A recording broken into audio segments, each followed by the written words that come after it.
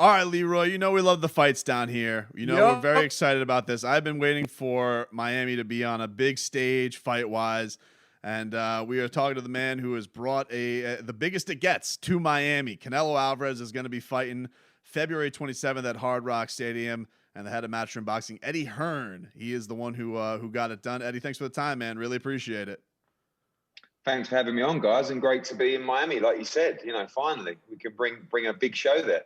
Well, yeah, you guys have been doing some shows at the Hard Rock because we had Devin Haney on before he fought there, and a couple of the shows that you guys have done over there. But now you guys are having you get to do it in front of fans. Like you're bringing it to the Mac Daddy Hard Rock Stadium where the Dolphins play, where there's been Super Bowls, and you're bringing Canelo Alvarez. So you're bringing the big guns, man. So what went into this? This was how did you land on bringing the most famous boxer on the planet to Miami?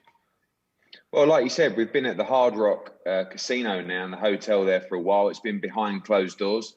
It's been frustrating. I mean, like you say, Devin Haney was there, Gennady Golovkin, another huge name of the sport, fighting in Miami, but behind closed doors. And we've been pushing over the last couple of weeks and months there to start bringing boxing back in front of crowds. And, you are one of the few states that are allowing crowds back. We had 12,000 people for Canelo's last fight on December the 19th. And, as a Brit and someone that works in boxing, I've always struggled to understand why Florida and Miami isn't more of a hub for big time boxing, to be honest with you. And, we had a great event around a year ago with Demetrius Andrade and Jojo Diaz and Tevin Farmer and Jake Paul as well down there. Yep. It was more of a boutique style show. We had like 3,000 in there, but this is, like you say, it doesn't get any bigger than this. If boxing's going to work in Miami, Florida, it's going to work with Canelo Alvarez, and it's going to work at the Miami Dolphins Stadium, the Hard Rock Stadium. And again, as a Brit, it doesn't get any bigger than that. Miami Dolphins, Canelo Alvarez, and this is a great time. Unfortunately, we're only allowed 15,000 in there. We've already sold over half of those already, but it's going to be amazing to see a superstar like Canelo Alvarez in Miami. Eddie, one of the things that's amazing to me is that there's so many boxers, MMA, mixed, all these people train down here. And there's not that much action. There's not that many events down here. I'm just wondering, like, the interest is here. People are like leaving other states to come here and train. Why wouldn't it work out here? I just don't think that people have had that sort of staying power of trying to make it work in the state. Right. You've had events in Miami and Florida, and it's always that demographic, isn't it? People go to Texas because they feel like there's a huge amount of Mexican Americans there.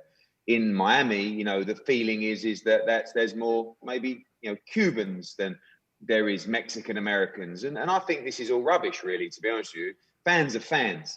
Obviously, we know that Canelo Alvarez is Mexican, and he is a god to Mexicans and Mexican Americans. So, but I just feel that Miami is such a powerful state, in every sense of the word, in terms of its vibe, in terms of its sporting fan base and history.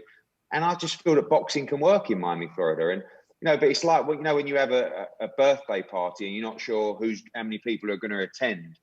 It was like that when we went on sale. It was like, wow, boxing's just never worked in Miami before. We've got 15,000 tickets. Is this going to be okay? And we sit here now having sold, like I said, probably 60, 70% of those tickets already. And it's going to be a big night for boxing in Miami. And I think if anything's going to kickstart it, this is it. So we hope that Canelo Alvarez, Miami Dolphins, Hard Rock Stadium is just a start. Like you say, all the fighters are there. They're at the Fifth Street Gym. They're up there in Fort Lauderdale. They're at Delray Beach, training in fantastic gyms all across Florida. So why can't we create more of a boxing hub in the state and in Miami particularly? How did you we down here in Miami, we have Pat Riley, the Godfather, who runs the Miami Heat, and he's always hunting for the whale, the big free agents. He likes to swing big. When Canelo seemed like he was going through his breakup with Golden Boy and seemingly was going to be from DAZN, how did you get it upon yourself to say, hey, I'm going to try and go salvage this, and I'm going to try and keep him around with DAZN? Like, what went into that you thought you could keep Canelo in the fold with DAZN, and like, how did that pitch work for you? How did that go? Well, it's kind of like, if you liken it to maybe, the the most beautiful girl and at high school, you know, when you're growing up and you sort of see this girl and you aspire to get in a relationship with her. And then when she becomes available, you know, you're like, can we do it? You know, can we make that giant leap to go out and ask her for dinner? You know, and that was what it was like with the approach to Canelo Alvarez. You know, he become a free agent. I was like, okay, I feel like we're pretty big in boxing, but, you know, can we land the biggest star in the sport? And we made the approach. I've always had a good relationship with Canelo Alvarez. In fact, he's beaten quite a few of my fighters already, which was a bit depressing at the time. And you know, we've always got on well. And I think, right, you know, he just wants the vision. You know, we know that he's a massive star in Mexico. We know that he's filled stadiums in Las Vegas for years and years on Cinco de Mayo and in September. But we wanted to do something different. And we promoted his fight with Callum Smith in San Antonio. And Miami was kind of like a joint venture between ourselves and Canelo. Let's do something different. You know, we had the chance to return to Texas. We know it's a surefire sellout there in Texas, but let's do something different. And he sees himself developing as a global star. So for us, it's about boxing in the UK, boxing in the Far East, the Middle East. Japan also is a target of ours as well. So it's a huge honor because this guy is boxing, not just outside the ring, but in the ring. Like, he's a pound for pound number one. So to be there as a fan is incredible to watch, but to be part of his career is a real honor. Now, we are down here in South Florida, Eddie. That's also the hub of a guy who is famous for crashing your press conferences, Shannon the Cannon Briggs. Are you going to have extra security, or will Shannon be allowed to crash your press conferences, much like the last Anthony Joshua ones? Shannon's always invited. You know, he's always invited. It's just every now and again he pops up and you just hear the voice out of nowhere and you go, oh no, look at him, Chan. Yeah. And you hear it and you go, oh no. But you know, like the fighters, like when he gate crashed the Anthony Joshua press conference, AJ loves him. So he's like, Shannon, yeah, Shannon's at my press conference. You kind of know you've made it when Shannon turns up at your press conference. So, you know, we're looking forward to coming to Miami. I mean, you know, not just for the weather, but, you know, like I said, the atmosphere there is great. All the fighters are training down there. And February 27, you know, we're going to put on a hell of a show, not just in the ring, but, you know, with the music, with the lights, with the fireworks. It's going to be a real fantastic occasion. It's yeah, we can't wait for it, man. Like I said, it's been something because we go to a lot of the regional shows down here and we see a lot of the local guys, and you guys got a local guy on this one that I've interviewed before, and Aaron Aponte, who's a young kid who's making his it's his second fight, and he's out of Hialeah. So it's cool that you're still having that local flair there, but it's good to see that guys are going to get this stage, because it's certainly something like we've been passionate about for a long time down here. You know, seeing this city get a chance to be up on that stage is going to be pretty awesome. Since I got you here, though, I want to ask you, like, your guy, Anthony Joshua, Tyson Fury, you know, that's one of the biggest ones in the sport. Where do we stand with that, man? Where do we stand with AJ and Tyson Fury, undisputed heavyweight championship? Are we close? Are we going to get an announcement anytime soon? We're real close. We're in a good place. Yeah, we have draft contracts going backwards and forwards now between the team. Obviously, you know, in the global pandemic, it is a global pandemic, and we've got to decide where we're going to do this thing. But June is the target. I believe we'll have the contract signed in the next couple of weeks. And, you know, you're going to get the biggest fight in boxing. The undisputed heavyweight championship of the world doesn't get any bigger. You know, two fantastic heavyweight world champions. And this is what we need in the sport. You know, we want to find out who the best is in every single division. And the fight between AJ and Fury tells us who is the baddest man on the planet, who is the best heavyweight in the world. And I believe we're only a couple of weeks away now from an official announcement to say this thing is done. Does this become more difficult because of the pandemic? I mean, look, everybody talks about pay-per-view, but if you've ever been to a fight and it's packed, the environment in the city, in the arena, leading up, the press conference, it's massive. And some of that is getting, you know, missed because of the pandemic. Is it harder to schedule these big time fights, you know, during the pandemic because of that?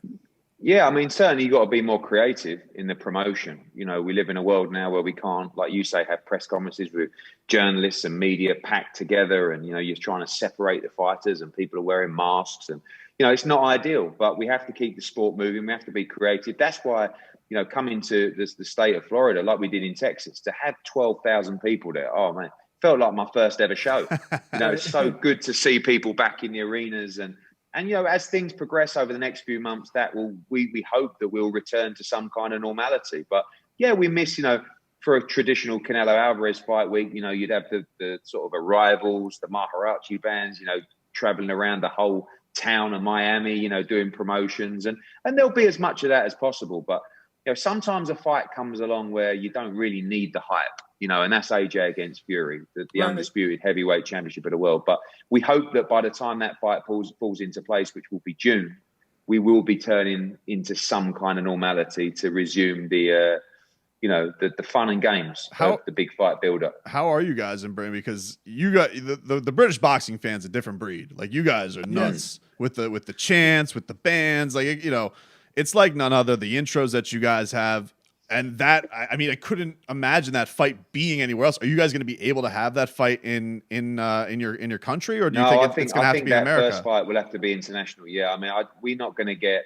You know, we could do 100,000 for that in a minute, you know. So we're not going to get that level of fans back here. We're in a pretty bad state here in the UK right now. You know, we're still behind closed doors. We're in a national lockdown. So, but this is going to be a 2-fight deal. So we hope the first one will be on the road, and the second one will be back in the UK later this year. So we'll have to see. I think, you know, unfortunately, we've got to think on our feet now.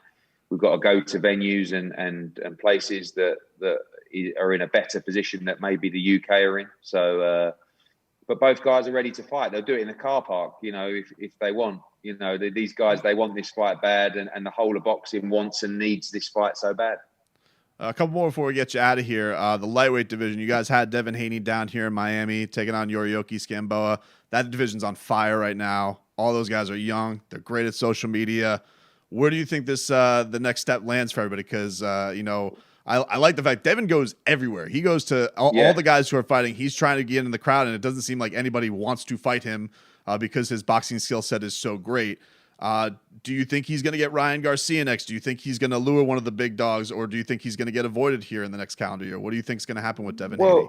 Well, you're right. His boxing skills are so good that he is going to be avoided. But the good thing is I think every one of those young lions in that division, and there are 4 of them, Ryan Garcia, Devin Haney, Teofimo Lopez, and Gervonta Davis, I believe they all want the big fights. I believe they all want the big challenges. And I don't believe any of them fear anyone in the division.